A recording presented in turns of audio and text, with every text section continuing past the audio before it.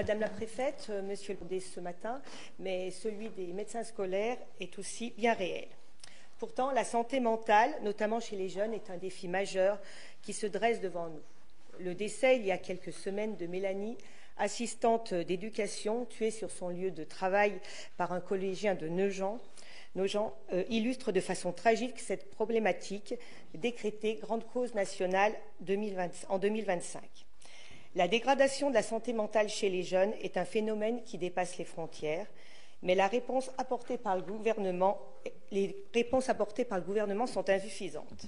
Un plan santé mentale annoncé par le ministre de la Santé, qui est jugé décevant par les professionnels, succèdent les nouvelles annonces d'Elisabeth Borne dont le calendrier interroge, tant les médecins et psychologues scolaires manquent. Les chiffres dont nous disposons sont particulièrement inquiétants. En 2022, 45% des postes de médecins scolaires étaient non pourvus à l'échelle nationale.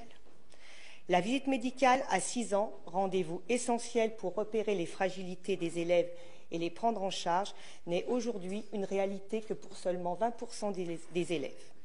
Madame la préfète, qu'en est-il de la situation des personnels médicaux de l'éducation nationale dans notre département et sous quel calendrier les annonces ministérielles en direction de la santé mentale des jeunes seront-elles mises en place dans nos établissements scolaires?